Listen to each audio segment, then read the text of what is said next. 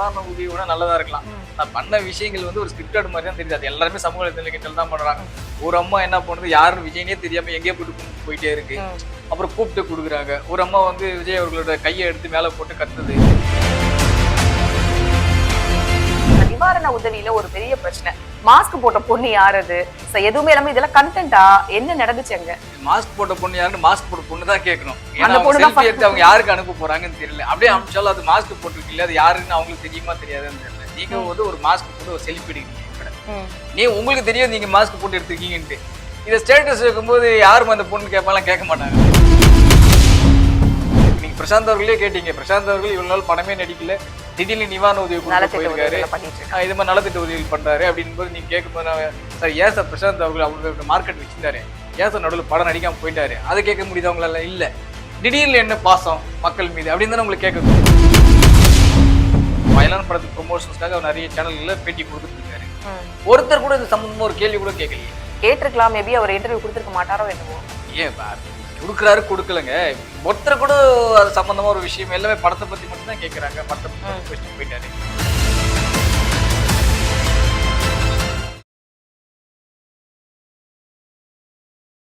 செய்திமலர் நேயர்களுக்கு வணக்கம். இன்னைக்கு நேர்காணல் நிகழ்ச்சியில நம்ம கூட சினிமுருகன் அவர்கள் தான் இருக்காங்க. வணக்கம் சார். வணக்கம் மேடம். தளபதி 68 போயிட்டு இருக்கு. இதுல வந்துட்டு ரொம்ப நாளுக்கு அப்புறம் நம்ம இவர் இருக்காரா அப்படிங்கிற அளவுக்கு ஒரு கொஸ்டின் மார்க் இருந்துச்சு பிரசாந்த் சார். இப்ப சடனா வந்து அந்த படத்துல நடிக்கிறாங்க. அது மட்டும் இல்லாம நிறைய நலத்திட்ட உதவிகளையும் பண்ணிட்டு இருக்காங்க. இப்ப சடனா வந்து இந்த மாதிரி பண்றதுக்கான காரணம் என்ன? படத்துக்கு ப்ரொமோஷன்ஸ் தான். இது என்ன பெரிய கேள்வி இது? அவர் நடிச்சிட்டு இருக்காரு. அவர் வந்துட்டு விஜய் படம்னாலே அதுக்கு ப்ரொமோஷனே பண்ண வேணாம், ஆட்டோமேட்டிக்கா நல்லா ஓடிடும். இவர் ப்ரொமோஷன் பண்ணி தான் விஜய் படம் ஓடணும் அப்படின்றது ஒரு ப்ரொமோஷன் பண்ணி விஜய் படம் ஓடணும் கிடையாது. இவரு தன்னை நிலையெடுத்திருக்கல. இப்ப இவர் இதுக்கு முன்னாடி எவ்வளவு படம் வந்திருக்கு, இன்னொரு படம் ரிலீஸ் ஆகாமலே இருக்கு. இந்த அந்தகன் ஒரு படம் ரிலீஸ் ஆகல, அது எப்ப ரிலீஸ் ஆகணும்னு தெரியல. அப்படி இருக்கும்போது வந்து தன்னை அடுத்த படத்துக்கு உண்டான ப்ரொமோஷன்ஸா கூட எடுத்துக்கலாம்ல. இப்ப விஜய் படத்தை விட்டுருங்க, விஜய்க்கு அது வேற மாதிரி மார்க்கெட் இருக்கு, அதனால பிரச்சனை இல்ல. இவருடைய இன்னொரு படமே இருக்கு, அந்தகன் ஒரு படமே இருக்கு, அதை ரிலீஸ் பண்ணல. இதை வச்சு அந்த படத்துக்கு ஒரு ப்ரொமோஷன் அந்தகன் படத்துக்காக மட்டும்தானா இல்ல வேற ஏதாவது அரசியல் பின்புலம் இருக்குமா? அவருக்கு என்ன அரசியல் பின்புலம் இருக்கு? அவருக்கு சடனா வந்து அரசியல் புதுரா திடீர்னு பார்த்தா இதுல வந்திருக்காரு, சினிமாவுக்கு வந்திருக்காரு ரொம்ப நாளைக்கு அப்புறம். இவருக்கும் ஒரு ஆசை, எல்லாருமே நானும் அரசியல் நிக்க போறேன் எல்லா தலைவர்களும் வரும்போது அப்படிலாம் ஒண்ணுங்க. அவரு எங்க என்ன சினிமா விட்டு விலகிட்டு, அவருக்கு படம் கொடுத்து தானே 2 வருஷம் ஒரு படம் வேற வந்துட்டு தானே இருக்கு. வராமலாம் இல்லையா? நடுவில் சாகசன் ஒரு படம் வந்துச்சு, அதுக்கு முன்னாடி ஒரு படம் வந்துச்சு. படம் எல்லாம் கொடுத்துட்டு தான் இருக்காரு அவர் பிரசாந்த். அதெல்லாம் கொடுக்காமலாம் பண்ணு கிடையாது. இல்ல இப்ப நிறைய பேர் நலத்திட்ட உதவிகள் எல்லாம் பண்ணிட்டு இருக்காங்க. விஜய் சாரும் பண்ணிட்டு இருக்காரு. அப்படியே போயிட்டு நெல்லைக்கு போயிட்டு இதெல்லாம் கொடுத்திருக்காரு, நிறைய நிவாரண உதவி எல்லாம் பண்ணிருக்காரு. அந்த நிவாரண உதவியில ஒரு பெரிய பிரச்சனை, மாஸ்க் போட்ட பொண்ணு யாரது, எதுவுமே இல்லாம இதெல்லாம் கண்டென்ட்டா என்ன நடந்துச்சு அங்க? மாஸ்க் போட்ட பொண்ணு யாருன்னு மாஸ்க் போட்ட பொண்ணு தான் கேட்கணும். ஏன்னா செல்ஃபி எடுத்து அவங்க யாருக்கு அனுப்ப போறாங்கன்னு தெரியல. அப்படியே அனுப்பிச்சாலும் அது மாஸ்க் போட்டிருக்கீங்க, அது யாருன்னு அவங்களுக்கு தெரியுமா தெரியாதுன்னு தெரியல. நீங்க வந்து ஒரு மாஸ்க் போட்டு ஒரு செல்ஃபி எடுக்கிறீங்க எங்கூட, நீ உங்களுக்கு தெரியும் நீங்க மாஸ்க் போட்டு எடுத்திருக்கீங்கன்ட்டு. இதை ஸ்டேட்டஸ் வைக்கும்போது யாரும் அந்த பொண்ணு கேட்பாலாம் கேட்க மாட்டாங்களா? கண்டிப்பா நான் தாங்க. ஏமா மாஸ்க் கழட்டி எடுக்கிற கூடமா உனக்கு தெரியாது ஒரு செல்ஃபியை? நீங்க சொல்லுங்க. அந்த அளவுக்கு தான் அவங்க பண்ணிருக்காங்க. அது நம்ம தப்பு சொல்ல முடியாது. பண்ண நிவாரண உதவி நல்லதா இருக்கலாம். ஆனா பண்ண விஷயங்கள் வந்து ஒரு ஸ்கிரிப்டட் மாதிரி தான் தெரியுது. அது எல்லாருமே சமூக வலைதளங்கள் தான் பண்றாங்க. ஒரு அம்மா என்ன பண்ணுது, யாருன்னு விஜய்னே தெரியாம எங்கேயோ போயிட்டு கும்பிட்டு போயிட்டே இருக்கு. அப்புறம் கூப்பிட்டு கொடுக்குறாங்க. ஒரு அம்மா வந்து விஜய் அவர்களோட கையை எடுத்து மேல போட்டு கத்துது. ஒரு அம்மா கையை 2 கையும் சாமி வந்த மாதிரி ஆடுறாங்க. இது எல்லாமே பார்க்கும்போது என்னன்னா, நிவாரண நிதியே வேணாமா பரவாயில்ல போமான்னு சொல்றாங்கன்னா, அப்ப நீங்க என்ன வந்து அங்க கொடுத்துருக்கீங்க? நீங்க எல்லாருக்குமே வந்து செலக்ஷன் பண்ணி தான் நீங்க மண்டபத்துக்குள்ள உட்கார வச்சிருக்கீங்க. நிவாரண நிதி கொடுக்கறதுக்காக உட்கார வச்சிருக்கீங்க. எல்லாருக்கும் டோக்கன் நிவாரண நிதியே வாங்காம நீங்க அனுப்புறீங்கன்னா அப்புறம் எதுக்கு அவங்க, அப்புறம் யார் அவங்க, எப்படி உள்ள விட்டீங்க நீங்க? எல்லாமே ஒரு ஸ்கிரிப்ட். இப்ப அந்த வீடியோ உங்களுக்கு வைரல் ஆச்சு இல்ல, அவங்க அதை தானே எய்ம் பண்றாங்க. இப்ப நீங்க அந்த வீடியோ, இப்ப அந்த பொண்ணு மாஸ்க கழட்டிட்டு ஒரு செல்ஃபி எடுத்துட்டு நிவாரண பொருள் வாங்கிட்டு போயிட்டு நீங்க கேள்வி கேட்பீங்களா? என்ன கேட்க மாட்டேன். மாஸ்க் போட்டு எடுக்க நிவாரண பொருளே வாராண்டு போனதால இவ்வளவு கேள்வி எழுது. அதான் அதை இப்போ ஃபேமஸ் ஆயிடுச்சு இல்ல, இந்த இது உங்களுக்கு அந்த விஷயம் ஃபேமஸ் ஆயிடுச்சு. அதனால பண்ற விஷயங்களா கூட இது இருக்கலாம். அவ்வளவுதான். விஜய் சார் வந்துட்டு நிவாரணம் கொடுக்குறாரு அப்படின்னாலே அது பெரிய கண்டென்ட் தான். எல்லாருமே வந்துட்டு அதை பத்தி தான் பேச போறாங்க. அப்படி இருக்கும்போது இந்த மாஸ்க் போட்டு ஒரு பொண்ணை கண்டென்ட்டா உருவாக்கணும்ன்ற அவசியம் விஜய் சாருக்கு என்ன இருக்கு? விஜய் சாருக்குன்றது கிடையாதுங்க. இப்ப விஜய் சாருக்கு இப்போ அதை வந்து உங்களுக்கு வந்து ஒரு மெட்டீரியல் ஆகுதுல்ல, உங்களுக்கு வீடியோ மெட்டீரியல் ஆகுதுல்ல உங்களுக்கு. இப்ப விஜய் அவர் வந்து விஜய் உட்காந்து யாருக்கும் இதெல்லாம் சொல்ல போறது கிடையாது. அங்க கூட இருக்கவங்க யாரா சொல்லலாம், அவங்க நிர்வாகிகள் கூட யாரா சொல்லி அனுப்பிச்சிருக்கலாம். இல்ல அது சொல்லி அனுப்பிச்சிருக்கலாம் தான் சொல்றேன் தவிர அவங்க தான் சொன்னாங்களா நம்ம சொல்ல முடியாது. குற்றச்சாட்டு நம்ம எதுவுமே கண் கூட பார்க்காம ஆதாரம் நின்றுட்டு இது வந்து இது மாதிரி நடக்கிறது, இந்த வீடியோ உங்களுக்கு வைரல் அதுல பரவாயில்லப்பா பப்ளிசிட்டி ஆச்சுல விட்டுருப்பா அப்படின்ற மாதிரி இருக்கலாம்ல. அவங்க பரவாயில்ல நம்ம வீடியோ மாஸ்க் போட்டு ஒரு பொண்ணு செல்ஃபி எடுத்திருக்காங்க, வைரல் ஆயிடுச்சுப்பா, உங்களை அப்படிதானே எய்ம் பண்ணாங்க, பரவாயில்ல நம்ம கொடுத்த ப்ரோக்ராம் வந்து எல்லாத்தையும் ரீச் ஆச்சுப்பா அப்படின்ற மாதிரி தான் உங்களுக்கு ஆகுது. அப்படி அதுக்காக கூட இருக்கலாம்ல. அது வந்து ஒரு பப்ளிசிட்டியாவும் எடுத்துக்கலாம். இல்ல ஃப்ரீ பப்ளிசிட்டியாவும் எடுத்துக்கலாம், இல்ல ஸ்கிரிப்டடாவும் எடுத்துக்கலாம். இது எப்படி வேணாலும் எடுத்துக்கலாம் நம்ம இத. ஓகே. அந்த வரிசையில பார்த்தோம்னா டிஆர் சாரும் வந்துட்டு நிவாரணம் குடுக்க போன இடத்துல மயக்கமாயி விழுந்திருக்காங்க. மயக்கமடைற அளவுக்கு அங்க என்ன நடந்திருக்கும்? மயக்கம் இல்ல. அவருலாம் வயசாகுது இல்லைங்க. ஏஜ். இன்னமும் சின்ன வயசுல அவர்லாம் போயிட்டு இந்த வயசுல போயிட்டு நின்னுகிட்டு அது சொன்ன வேட்டிய மடிச்சு கட்டிட்டு வயல்வெளியில இறங்கிட்டு நான் வேலை உட்காந்து செய்யக்கூடிய வேலைய ஆட்கள். செய்ய முடியும் இந்த காலத்துல உட்காந்து. குறிப்பிட்ட ஒரு ஸ்டேஜ் தானங்க. இப்ப நம்மளே அதையுமே வைரல் ஆக்குனாங்க சோசியல் மீடியால. அதுக்கான ரீசன் என்ன? சமூக வலைதளத்தை பொறுத்த வரைக்கும் அதாவது உங்ககிட்ட கடந்த இன்டர்வியூ உங்ககிட்ட சொல்லியிருந்தேன். எப்படா ஒரு நெகட்டிவ் கண்டென்ட் கிடைக்குன்னு. அதாவது இன்னைக்கு இருக்கிறவங்க அதாவது ஒரு சோசியல் மீடியாவுல எதுக்கு கண்டுபிடிச்சாங்கன்றது இங்க யாருக்கும் தெரியல. ஒரு நல்ல விஷயத்த பகிர்றதுக்கு, நல்ல விஷயத்த கொடுக்கறதுக்கு, நல்ல விஷயங்களை மக்கள்கிட்ட சென்றடைறதுக்காக கொடுத்த விஷயம். ஆனா நம்ம ஆளுங்க என்ன யூஸ் பண்றாங்க? வாட்ஸ்அப்ல இவனுக்கு சேட் பண்றது இவனுக்கு தெரியக்கூடாது. அதை எப்படி மடக்கலாம்? எப்படி ஒருத்தனை பிளாக் பண்ணலாம்? நான் போடுற ஸ்டேட்டஸ் இன்னொருத்தருக்கும் தெரியக்கூடாது. இந்த மாதிரி விஷயங்களை கண்டுபிடிச்சு வச்சிருக்காங்க நம்ம ஆளுங்க. எவ்வளவு பிரில்லியண்டா யோசிச்சு வச்சிருக்காங்க பாருங்க நம்ம ஆளுங்க. ஒரு நல்லதுக்காக கொடுத்த ஒரு விஷயத்த கெட்டதுக்காக யூஸ் பண்ணிட்டு கெட்டதுக்காக இல்ல. அத என்னென்ன திருமுழுகள் பண்ணலாம்னு தானே யோசிக்கிறாங்க. Okay, okay. சோ அந்த மாதிரி தான் நம்ம சமூக திறமை ஆயிடுச்சு. இப்போ அவ 1008 நல்லது பண்ணா கூட அதை யாரும் ப்ரொமோஷன் பண்றதே கிடையாது. இப்ப நீங்களே சொன்னீங்க விஜய் அவர்கள் வந்து எத்தனை பேருக்கு வந்து நிவாரண உதவி கொடுத்தாரு, எவ்வளவு செலவு பண்ணாருன்னு கேளுங்க. யாருக்குமே தெரியாது. அதை சொல்ல மாட்டாங்க.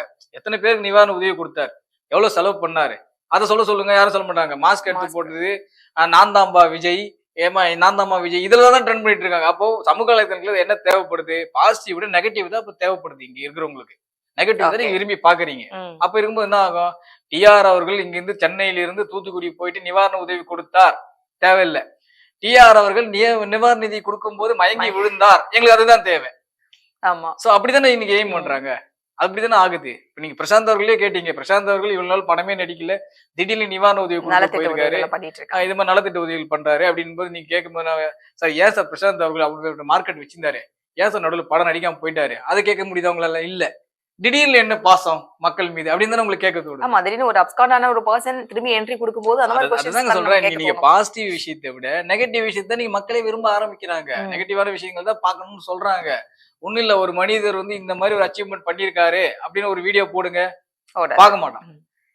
இவெல்லாம் ஒரு மனுஷனா ஒரு வீடியோ போடுங்க, அதுல என்ன இருக்குன்னு போயிட்டு ஓபன் பண்ணி தெரியல. அப்ப நீங்க என்ன விரும்புறீங்க? பாசிட்டிவ் வேண்டாம், எனக்கு நெகட்டிவ் தான் விரும்புறீங்க. அந்த மாதிரி சுச்சுவேஷனுக்கு என்ன பண்ணுவாங்க சமூக வலைதளத்துல?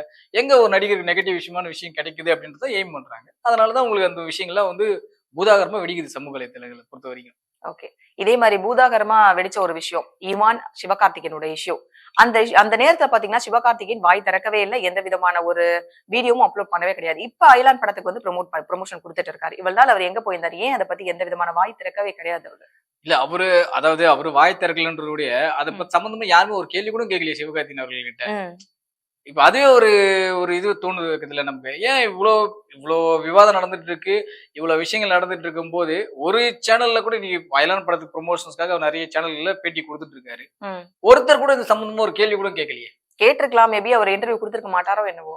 ஏன் குடுக்குறாரு கொடுக்கலங்க, ஒருத்தர் கூட அது சம்பந்தமா ஒரு விஷயம் எல்லாமே படத்தை பத்தி மட்டும் தான் கேட்கறாங்க. படத்தை பத்தி மட்டும் பேசிட்டு போயிட்டாரு. ஒரு பட சம்பந்தமான இன்டர்வியூனால அவரு இது பண்றது இல்ல. ஒரு பிரஸ் மீட் வச்சா ஒரு கேள்வி கேட்பாங்களா தெரியல. பத்திரிகை நண்பர்களா இருக்காங்க நிறைய பேரு.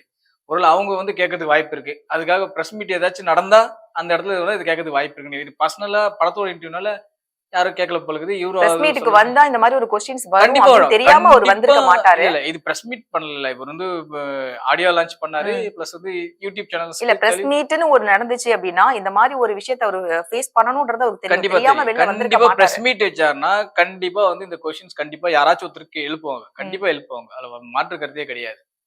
சோ அப்பதான் தெரியும் உண்மையான நிலவரம் என்னன்றது. ஏன்னா அதான் நம்ம சொல்றோம், நம்ம எந்த விஷயத்தையுமே நம்ம கண் கூட பார்க்கல. ஆளுக்கு ஒரு விஷயத்த வந்து அவங்கவுங்க அழுதுட்டு இருக்காங்க உட்காந்துட்டு. நான் வந்து என்கிட்ட ஆதாரம் இருக்கு, இவர் வந்து இப்படி பண்ணிட்டாரு, இல்ல இவங்களுடைய பிரிவுக்கு இவர் தான் காரணம், ஆளுக்கு ஒரு டைட்டில் போட்டு ஒரு வீடியோ வெளியிட்டு இருக்காங்க. உண்மையான காரணம் யாருமே நம்ம கண் கூட பார்க்காம எதுவுமே நமக்கு நம்பவும் முடியாது, பார்க்காம நம்ம பேசவும் கூடாது. அது தப்பு. உண்மையிலேயே பிரஸ் மீட் சிவகார்த்திகேயன் அவர்கள் ஏதாச்சும் பிரஸ் மீட் அயலான் படத்துக்காக ஒரு பிரஸ் மீட் வச்சு பிரஸ் மீட்ல கூப்பிட்டு போது கண்டிப்பா அந்த கேள்வி வரதுக்கு வாய்ப்புகள் இருக்கு, அதிகமாவே இருக்கு. அப்ப அதுக்கான ஆன்சரையும் நம்ம தெரிஞ்சுக்கலாம் கண்டிப்பா. இப்ப பாத்தீங்க அப்படின்னா கேப்டன் மில்லர் படமும் அயலான் படமும் ஒரே நேரத்துல ரிலீஸ் ஆக போறதா ஒரு டாக் போயிட்டு இருக்கு.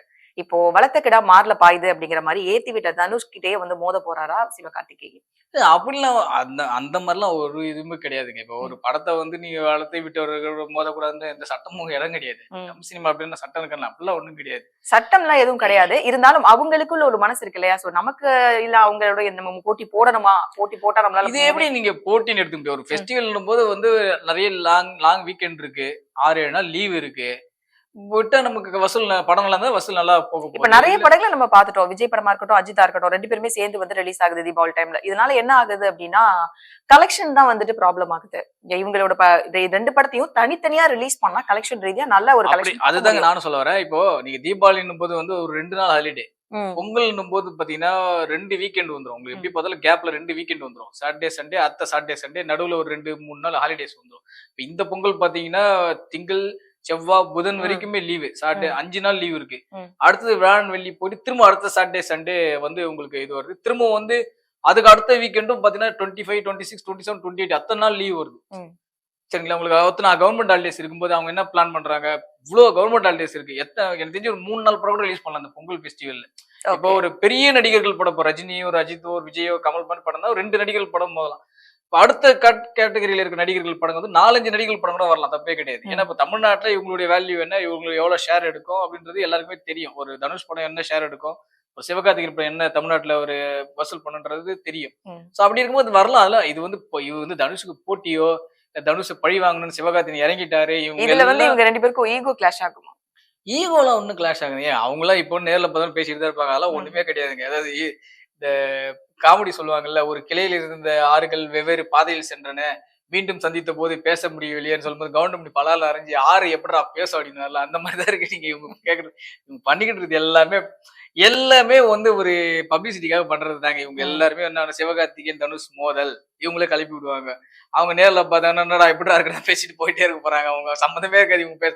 ஏங்க அவர் மாதிரி ஒரு வேலை பிஸியா போயிட்டு இருக்காரு. இவர் படம் எடுத்து பிஸியா போயிட்டு இருக்காரு. இது தூக்கின்னு வந்து போனா அப்படின்னா கார்த்திகை சிவகார்த்திகேயன் படங்கள் தான் 3, 4 வாட்டி மோதி இருக்கு. அப்ப கார்த்திகை சிவகார்த்திகேயன் என்ன பரம்பரை பகையா?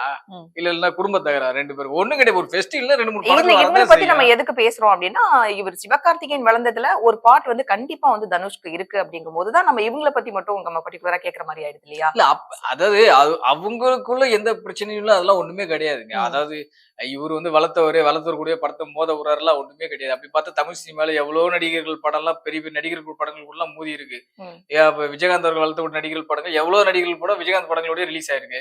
ரஜினி அவர்களால ரஜினி பேரை சொல்லி உள்ள வந்தவங்க படங்கள்ல எவ்வளவு நடிகர்கள் படம் ரஜினியோடய மோதி இருக்கு.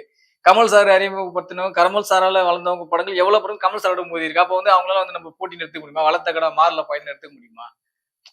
ஓகே, அளவு ஒண்ணு சொல்ல வேண்டியதுதான் ம். உட்காந்துக்கிட்டு. ஏன் விஜய் சேதுபதி கூட தான் வந்து தனுஷோட ப்ரொடக்ஷன்ல 400 கோடி தான் படம் நடிச்சிருக்காரு. அப்ப விஜய் சேதுபதி படம் நாளைக்கு என்ன ரிலீஸ் ஆச்சுன்னா வளர்த்த கடை மாறல பாயுதுன்னு சொல்ல முடியுமா? அவங்களுக்கு இவங்களுக்கு உள்ள இது நம்ம சொல்றேங்க. compare பண்ண இல்ல விஜய் முடியுமா? சேதுபதி கூட தான் இன்னைக்கு 400 கோடி தான் ஒரு ஹிட் கொடுத்தாரு. ம். தனுஷ் அவர்கள் ப்ரொடக்ஷன். அப்ப வந்து எடுத்துக்க முடியுமா அது? Okay, okay. சரிங்களா? இப்போ ஓகே அதே சார். மாதிரி வந்து இவர் சிவகார்த்திகேயன் ப்ரொடக்ஷன் கூட தான் 2, 3 படம் எடுத்திருக்காரு. நாளைக்கு அந்த நடிகருடைய படம் ஏதாச்சும் ஒரு சிவகார்த்திகேயனோட படம் ரிலீஸ் ஆகும்போது சிவகார்த்திகேயன் வந்து இவரு வளர்த்த கடை மாறல பாயின்னு சொல்ல முடியுமா? ஒண்ணு கிடையாது. ஒரு ஃபெஸ்டிவல்ல ரிலீஸ் ஆகுது. படங்கள் எத்தனை படங்களும் ரிலீஸ் பண்ணலாம். அதெல்லாம் ஒண்ணும் தப்பே கிடையாது அதெல்லாம். அதுக்காக வந்து இவங்களுக்கு ஒண்ணும் முன்பகையும் கிடையாது. ஜென்ம விரோதமும் கிடையாது. ஒண்ணும் கிடையாது. அதாவது ஒரு நடிகருக்குள்ள வந்து போட்டி இருக்கும். எப்பவுமே போட்டி இருக்கும். அதாவது இப்ப நம்ம ஜென்ரலா சொல்லப் போனா, இப்ப தனுஷ் அவர்களால சரி நம்மள அந்த டைம்ல அப்படி இருந்தா நம்ம ஈக்குவலா வந்துட்டாங்கன்னு ஒரு மனசுக்குள்ள ஒரு இது இருக்கும். ம். எல்லாருக்குமே எல்லா நடிகருக்குமே இருக்கும். அது இல்லன்னா சொல்ல முடியாது. அத வெளியில காட்டிக்க மாட்டாங்க அவ்வளவுதான். வெளியில காட்டிக்க மாட்டாங்க. மனசுக்குள்ள இருக்கும். நீ பரவாயில்ல வந்துட்டு போ. ஒண்ணும் தப்பு இல்ல. போட்டி போட்டு யார் ஜெயிக்கிறாங்களோ ஜெயிச்சுட்டு போடா அப்படின்னு படம் எந்த படம் இருக்கோ ஓட போகுதுங்க. அவ்வளவுதாங்க. இல்ல இவரு போட்டி. இவரு போட்டி. இவர் அழிக்க நினைக்கிறார். இவரு படத்தை ஓட விடாம நினைக்கிறார். இவரு படத்தை தியேட்டர் அதிகமா வாங்கிட்டாருன்றது எல்லாமே இவங்க பப்ளிசிட்டிக்காக பண்ற சமூக வலைத்தளத்துல பண்ற விஷயங்கள் தான் இது எல்லாமே. Okay sir. இப்போ சூர்யா சார். சூர்யா சார் எடுத்துட்டோம்னா ஒரு டாக் வந்து சோசியல் மீடியால போயிட்டு இருக்கு. என்ன அப்படின்னு பார்த்தோம்னா, இவங்க வந்துட்டு பணத்துக்காக தான் எல்லாமே பண்றாங்க அப்படிங்கிற மாதிரி ஒரு விஷயம் ஒண்ணு ஸ்ப்ரெட் ஆயிட்டு இருக்கு. அத பத்தி நீங்க என்ன நினைக்கிறீங்க? அதாவதுங்க எப்படி சொல்லப் போனா, நம்ம வந்து ஊர்ஜனப்படுத்த முடியாது. அதாவது உண்மையா நம்ம வந்து ஒரு சில விஷயங்கள் வந்து எப்பவுமே இந்த அண்டர் கிரவுண்ட் பாலிடிக்ஸ்ன்னு சொல்லுவாங்க. இந்த ம். அண்டர் கிரவுண்ட் பாலிடிக்ஸ்ல என்ன நடக்குதுன்றது நமக்கு தெரியாது. அத பண்றவங்களுக்கு மட்டும் தான் தெரியும் அந்த உண்மை என்னன்றது. பொதுவாக வந்து இது வந்து நெறைய விஷயங்கள் வந்து ஏன்னா வந்து இப்போ சூர்யாவ வளர்த்து விட்ட இயக்குனர்கள் எவ்வளவு பேர் இருக்காங்க. சூர்யாவ படம் அதாவது தயாரித்த நிறுவனங்கள் எவ்வளவு இருக்கு. இன்னைக்கு அவங்களுக்கு யாருக்குமே சூர்யா அவர்கள் படம் பண்றது கிடையாது. அவங்க பெரும்பாலும் பண்ற பேனர்ஸ் எல்லாமே அவருடைய சொந்த பேனர்ஸ். சொந்த பேனர்ஸ் இல்ல சொந்தக்காரங்களுடைய பேனர்ஸ்ல அவர் படம் பண்றாரு. ஸோ அப்படின்னும் போது ஒரு எக்ஸாம்பிள் வேணா உங்களுக்கு கொடுக்க முடியும். அதாவது என்னன்னா, நீங்க ஒரு தயாரிப்பாளர். நான் வந்து ஒரு பிரபலமான நடிகர். எனக்கு நீங்க என்ன வச்சு நீங்க படம் பண்ணீங்கன்னா, எனக்கு எவ்வளவு சம்பளமோ அந்த சம்பளத்த குடுத்து அனுப்பிச்சுடுவீங்க. எனக்கும் உங்களுக்கும் அதோட முடிஞ்சு போயிடுச்சு. ஆனா அந்த படத்துக்கு உண்டான உரிமை, theatrical rights, digital rights, satellite rights, other language rights, foreign rights இது எல்லாமே ஒரு தயாரிப்பாளரை தான் சேரும். இப்ப அப்படி பார்க்கும்போது என்ன ஆகும்னா, ஒரு 20 கோடி ரூபாய் பட்ஜெட்ல எடுத்த ஒரு படம், உங்களுக்கு இந்த அதாவது இது வந்து என்ன சொல்லுவாங்கன்னா, ப்ரீ ரிலீஸ் பிசினஸ்ன்னு சொல்லுவாங்க. அதாவது படம் ரிலீஸ் ஆவதற்கு முன்பே கிடைத்த அமௌண்ட். இது வந்து உங்களுக்கு ப்ரொடியூசரை தான் சேரும். எனக்கு நீ 10 கோடி குடுத்துட்ட, ஆனா உனக்கு 50 கோடி கிடைச்சிருக்கு.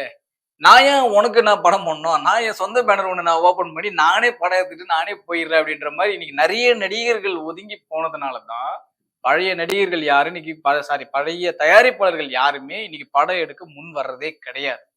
நீங்க எடுத்து பாருங்க, எல்லா நடிகர்களுக்கும் ஒரு பேனர் இருக்கும். ஏதாச்சும் ஒரு சொந்த சூழ்நிலையிலயோ இல்ல ஏதாச்சும் அவங்க சர்க்கிள்லயோ ஒரு பேனர் கண்டிப்பா இருக்கும். இல்லாத இவனுக்கு சின்ன இன்னைக்கு வந்து 7-8 படம் நடிச்சு சின்ன சின்ன படம் நடிச்ச ஹீரோ கூட சொந்த பேனர் இருக்குங்க. ஏன்னா வந்து அவங்களுக்கு பிசினஸ் வந்து நீ சினிமாவுடைய பிசினஸ் பெருசு. நீங்க இப்படி இருக்கும்போது என்ன பண்றீங்க?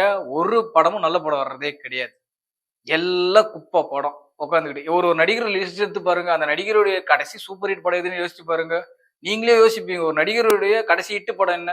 நீ குடும்பத்தோட போய் உட்காந்து ரசிச்சு சந்தோஷமா பார்த்தேன் சார் இந்த படத்தை தான் இந்த நடிகருக்குன்னு சொல்லுங்க பார்க்கலாம். எங்கேயோ போவீங்க. 10 வருஷம் 5 வருஷம் முன்னாடி போவீங்க. ஏன்னா இன்னைக்கு தயாரிப்பாளர் படம் எடுத்தாங்க. நல்ல ஸ்கிரிப்ட கொடுத்தாங்க. இந்த ஸ்கிரிப்டுக்கு இந்த நடிகர் தான் ஷூட்டா இருக்குன்னு யோசிச்சு படம் எடுத்தாங்க. ஒரு ஏவிஎம் படம் எடுத்தாங்கன்னா ஒரு டைரக்டர் ஃபிக்ஸ் பண்ணாங்கன்னா அந்த டைரக்டர் கிட்ட கதையை கேட்டு இந்த கதைக்கு ரஜினிகாந்த் செட் ஆவார், இந்த கதைக்கு விஜயகாந்த் செட் ஆவார், இந்த கதைக்கு கமலஹாசன் செட் ஆவார்னு ஸ்கிரிப்ட போட்டு எழுதி எடுத்தாங்க. படம் ஓடிச்சு. இன்னைக்கு என்ன பண்றீங்க? ஹீரோடைய டைரக்டர் வந்து ஹீரோடைய கால்ஷீட் கிடைச்சா போதும் சார். இத்தனை கோடி பட்ஜெட்ல முடிக்கிறேன் சார். ஓடிடில வித்துறேன் சார். டெலிவிஷன் ரைட்ஸ்ல வித்துறேன் சார். ரீமேக் ரைட்ஸ்ல வித்துறேன் சார். எஃப்எம்எஸ்ல வித்துறேன் சார். நமக்கு இவ்வளவு கிடைக்கும் சார். அவ்வளவுதான். ஒரு பெரிய ஃபேமஸான ஒரு டைரக்டர் பிடிச்சிக்க வேண்டியது. அந்த டைரக்டர் தான் ஒரு படம் தான் ஓடி இருக்கும். அந்த ஒரு படத்தை வச்சு இன்னும் 10 படத்தை எடுத்துட்டு இருப்பாரு அவர் அதே சாயல்லே. அது மாதிரி பிடிச்சிக்கிறாங்க. இன்னைக்கு தான் நடந்துட்டு இருக்கு தமிழ் சினிமாவில். அப்படி இருக்கும்போது என்ன நல்ல ஸ்கிரிப்ட் வரும்? அதாவது நம்ம வெளிப்படையா ஒரு நடிகரை பத்தி நம்ம தப்பா சொல்ல முடியாது. நம்ம பார்க்காம கொள்ளாம. இந்த மாதிரி நிகழ்வுகள் நடக்கிறது உண்மைதான். இந்த மாதிரி இருக்கிறதுனால தான் எல்லா நடிகருமே அவங்களுடைய சொந்த பேனர்ல நீ படம் எடுத்துட்டு போயிட்டே இருக்காங்க. Okay sir. இப்ப சினிமா பத்தின நிறைய விஷயங்களையும் குழப்பங்களையும் தெளிவா மக்களுக்கு எடுத்து சொல்றதுக்கு நன்றி சார். தேங்க்யூ.